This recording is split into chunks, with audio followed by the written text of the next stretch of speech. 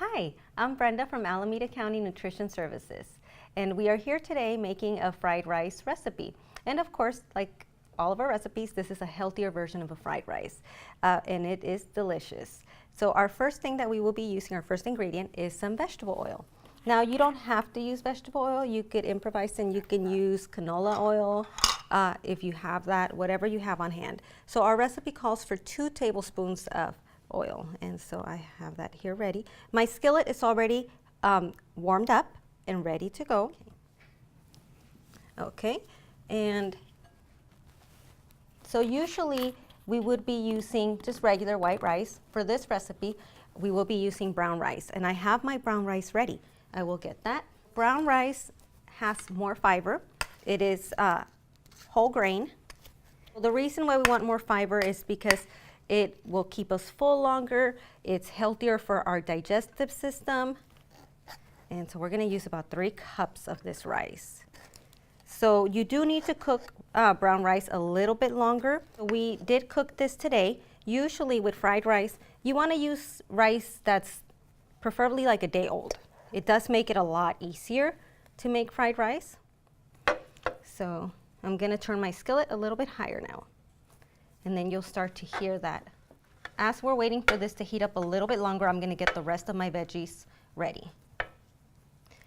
So this recipe calls for 1 whole carrot, which I have my carrots already sliced up. And you could cut them any way you like. In the recipe, it does call for just sliced carrots. So I just went ahead and sliced those. The recipe calls for half of a bell pepper. Now we're just going to half that. And we are going to take out our seeds. Okay. Now we are going to just chop it up. Doesn't have to be tiny, tiny little pieces, but we will be chopping it up just small enough.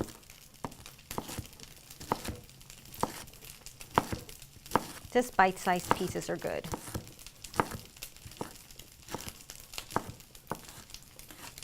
Okay, so we have our bell pepper ready, and as you can hear, our rice is starting to sizzle.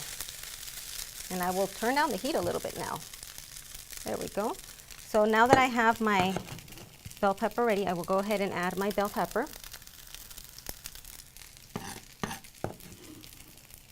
And as you can see, half a bell pepper is actually, it's just enough to make a good impact on this fried rice.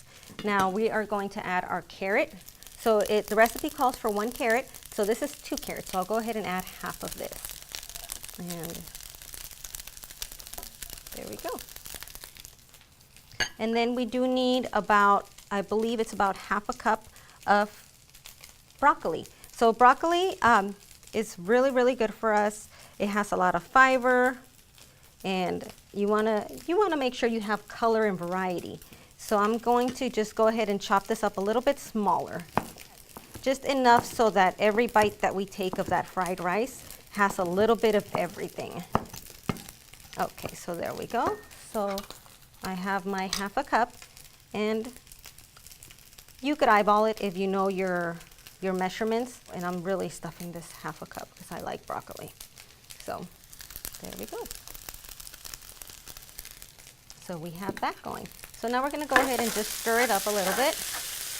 And I'm going to turn the heat down just a little bit, just to make it just so that these vegetables will start to steam up a little bit. All right. So as you can see, it's starting to look really nice and colorful. Okay. So now that we have that going, we will want to go ahead and add our pepper and our garlic powder. So now if you want to use fresh garlic, you could use fresh garlic. We do have garlic powder here, so we're just going to go ahead and use garlic powder. Now we're going to add half a teaspoon of pepper. And pepper always tends to give everything a lot of good flavor. Okay, so half a teaspoon of pepper, and then we'll be adding 1 whole teaspoon of garlic powder. So I'm just going to double up this half.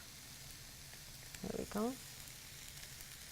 And like I said, if you want to use fresh garlic, you could use that. You would just need to mince it really small, and it'll give it a lot of flavor. All right, so we have our spices in there already, and we're going to go ahead and stir it up a little bit again, just to make sure that all the flavors start to combine. And you could start to smell that garlic that we just added in there. It's really, really good. Okay, and so our recipe does call for a little bit of soy sauce. So we'll go ahead and add that now too. So for soy sauce, I always forget off the top of my head, 2 tablespoons of soy sauce. So we are going to go ahead and use our tablespoon. Now, I did get the low sodium. You could use the regular sodium, but sodium is something that we do always want to watch out for. We don't want too much to make too salty, especially if it's somebody that has high blood pressure, then you really want to watch out for that. So here we go. So we're just going to stir that up a little bit. There we go. Okay. So we already kind of mixed all those flavors together. Now we're just going to let it cook for a little bit. Okay. So now once we already have our soy sauce, black pepper, garlic powder, we're just going to keep cooking these for just a little bit longer. But while we're doing that, I have our chicken ready. And so chicken, you don't have to like cook chicken just to make this. It's always better to just use some leftover chicken that you have from the night before. If you cook a baked chicken and you have some leftovers, just shred it and save it. Just always save your leftover chicken because there's so much you can do with it. This is one example of something that you can do with it. Okay, so now that our vegetables are a little bit crispier, a little bit more cooked, then we are pretty much ready to add our egg. So we will go ahead and first take this mixture, and we're going to go ahead and just scramble our egg in here. It already looks really good as it is. You don't really even have to add anything else. But if you want to make it pretty much a complete meal and add some protein in there, then yes, you need to add a little bit of egg or chicken, which we're adding both to this. There we go. We got pretty much everything out as much as we could. We'll put this to the side, and we are going to use 2 eggs.